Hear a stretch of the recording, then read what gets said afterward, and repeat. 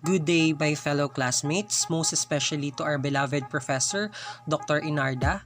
I, Benito J. Estabaya Jr., together with Ms. Verly Abeso, will be the reporter for this day, and the topic that was assigned to us is fostering creativity and innovation. So before getting the ball rolling, I will just show you some quotations that has something to do with our topic for this day. The thing we fear most in organizations, fluctuations, disturbances, imbalances are the primary sources of creativity. It was stated by management visionary Margaret J. Wetley. The next quotation is something that I am really agree about. So, creativity is perhaps the most important concept in public administration. So, it was stated by public administration pioneer Marshall Demock. Lastly, creativity takes courage. So it was stated by Hen Matisse, who is 20th century French artist. As a 21st century teacher, I think and I really believe that creativity is one of the most important traits that teachers must possess, because being creative helps us become a better problem solver in all areas of our life and work. Creativity also helps us to see things differently and better deal with uncertainty. Again, our topic is all about creativity and innovation. I know we teachers have individual definition of the word creativity and innovation. In this topic, we will be able to know the definition of creativity and innovation, the importance of it, how these two differ from each other, its importance in organizations, and how it really works. So let's jump right into it. Based on my research, the word creativity means the use of the imagination or original ideas, especially in the production of an artistic work. Next is innovation. It is the process of translating an idea or invention into a good or service that creates value or for which customers will. As you can see here, we have the sets of words under the word creativity and innovation. In creativity, we have words like ideas, imagination, thoughts, expression, concepts, problem solving, ingenuity, ideation, brainstorming, creative process. On the other hand, in innovation, we have the words process, value, invention, doing, action, implementation, enable, useful, change, product, new, and the word measurable. To make things easier to understand, I have here a representation that shows how creativity and innovation works. So in creativity, it is more on thoughts, it is more on idea. On the other hand, in innovation, it is more on action, doing, and implementation. For the record, creativity is thinking up new things, while innovation is doing new things. Creativity and innovation are among the hallmarks of leadership and are central components in science and most particularly the art of public administration. Creativity is also critical to organizational success as it helps people and organizations to respond to new challenges and opportunities for change. According to Rawlinson 1981 and West 1987, we all have the capacity to be creative. So in a sense, we all are creative type. Meaning to say that there are people who have innate creativity and some are just honed by either their environment or their experiences in life. For instance, Then Hard and Then Hard 1999 found their case studies of leading change.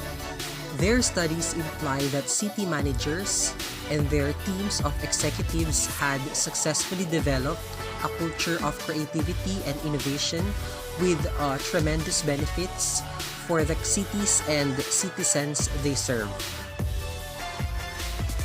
Now, What I want you to do is to get a pencil or a pen and a piece of paper, and I want you to rate yourself on a scale of 1 to 10 on the following dimensions of creativity. So 1 is being the lowest and 10 is being the highest. So 1 means not skilled at all and 10 means very skilled. Okay, so this measures how really creative you are. So this will be a self-assessment in terms of creativity. The first one is perceiving problems. Next is thinking intuitively. The third one is developing lots of ideas, being imaginative, visualizing my thoughts, creating new combination of ideas, communicating ideas, reconceptualizing problems, relaxing and allowing my mind to wander, discovering new ways of doing things, and seeing things from multiple perspectives. Thinking is the cognitive activities you use to process information, solve problems, make decisions, and create new ideas.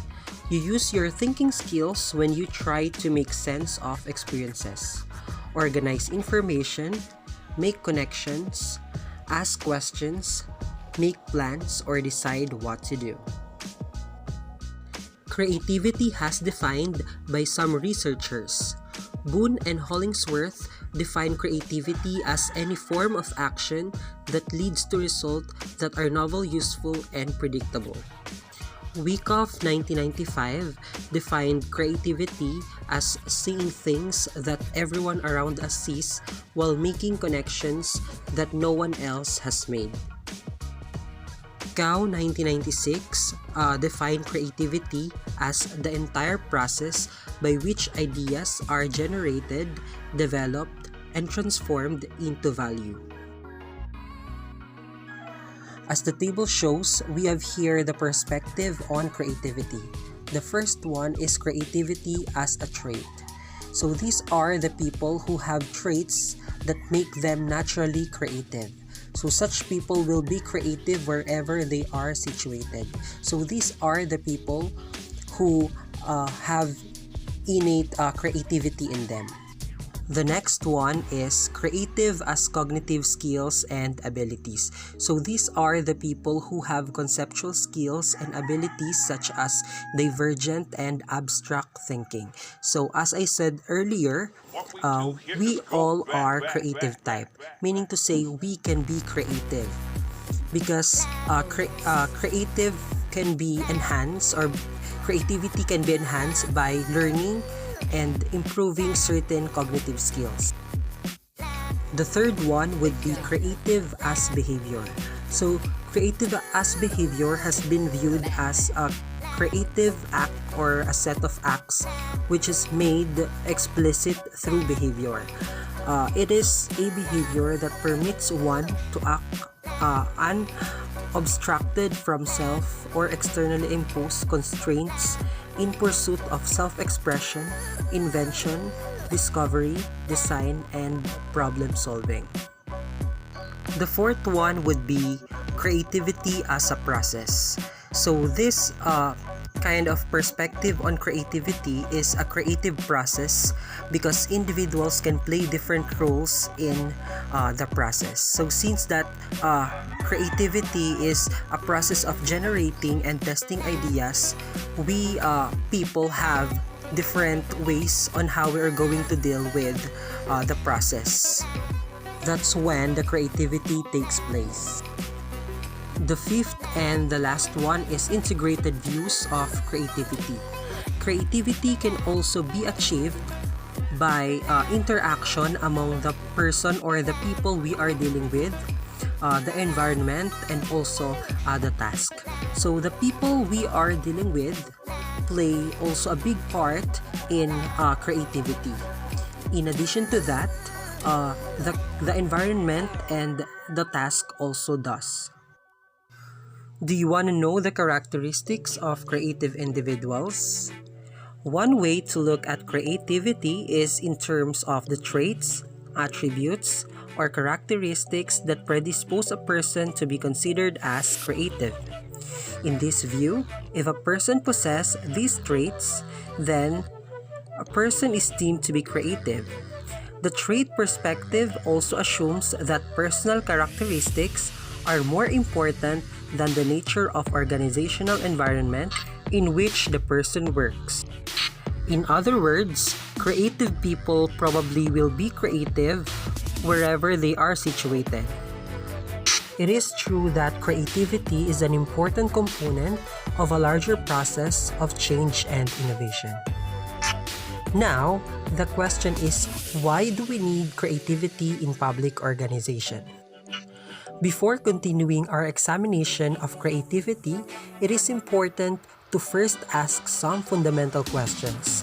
What are the consequences of creativity for public organizations? Why should public servants strive to be creative and to support the creativity of others?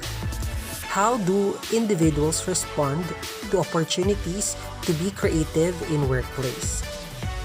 The answer to these questions provide insights about both the nature of creativity and the importance of creativity in public service. For public organizations to be effective, they must craft and facilitate creative responses to increasingly complex societal problems.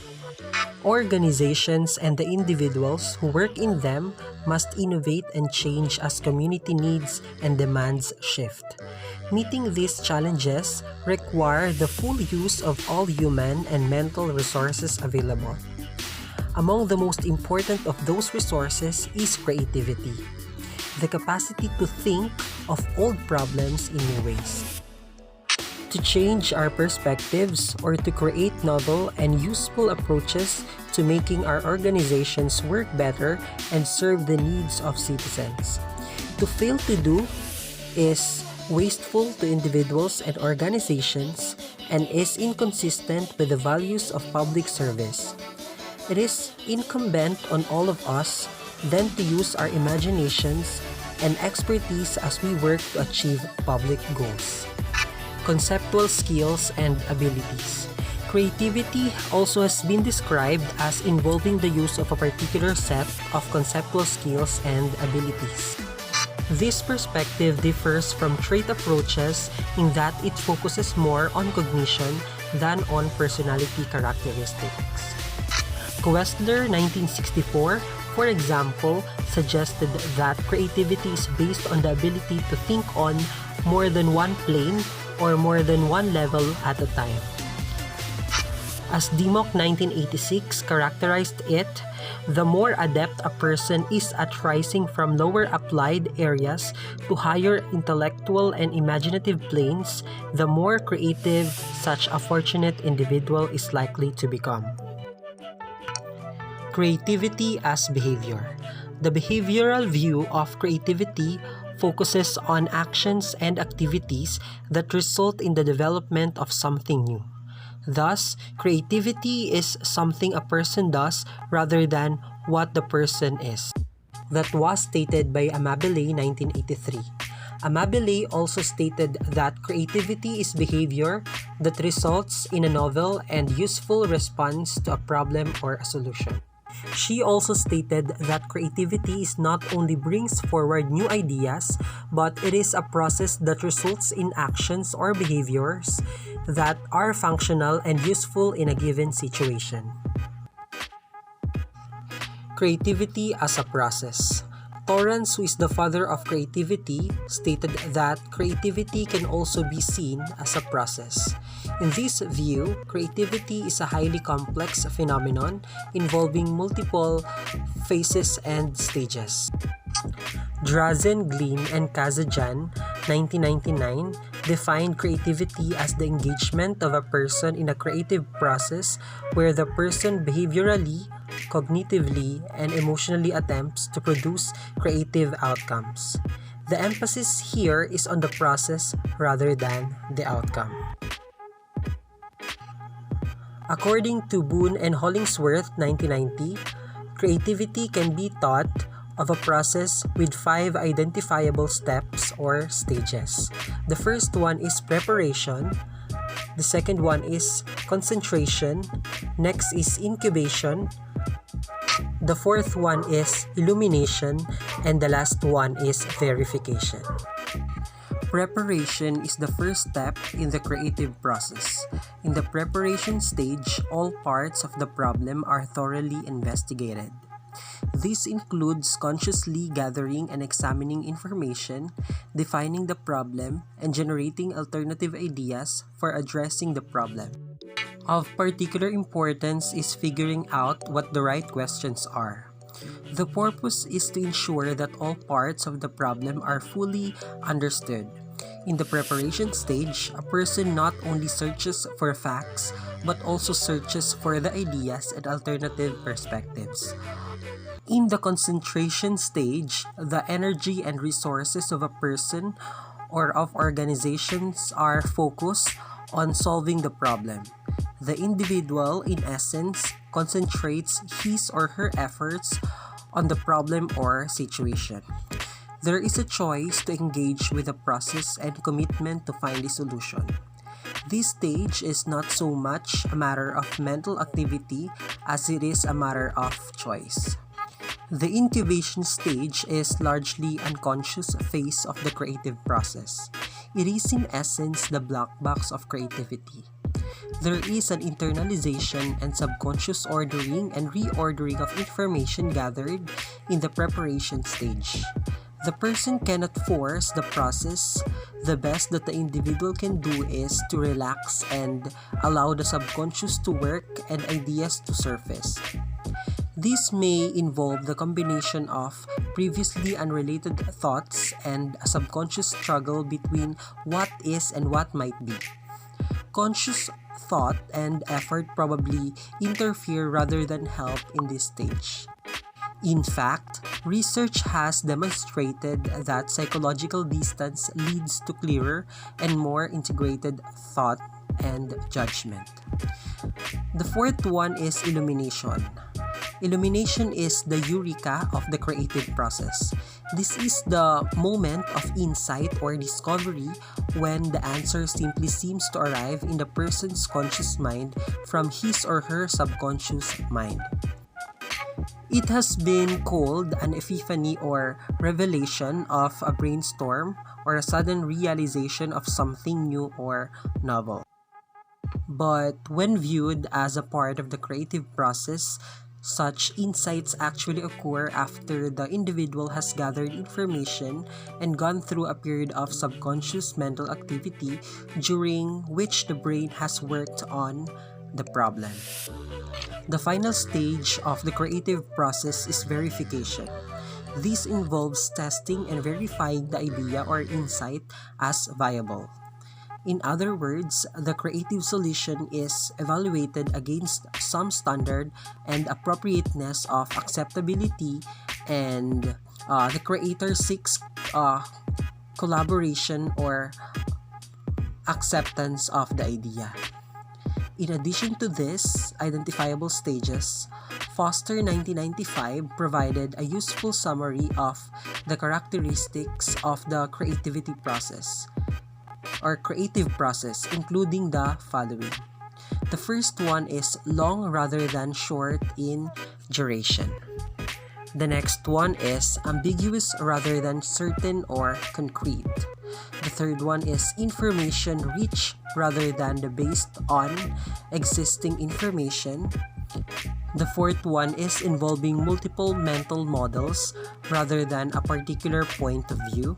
The fifth one is oriented to defining problems rather than finding short-term fixes. And the last one is continuing process rather than a one-time event.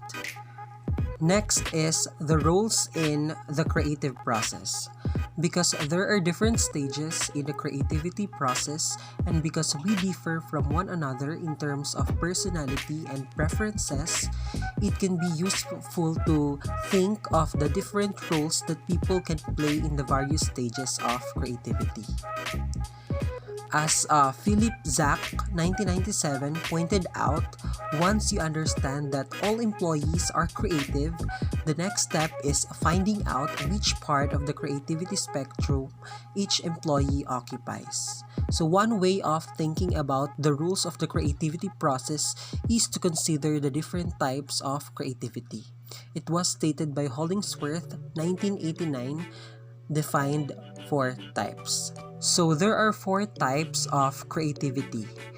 The first one of that is innovation.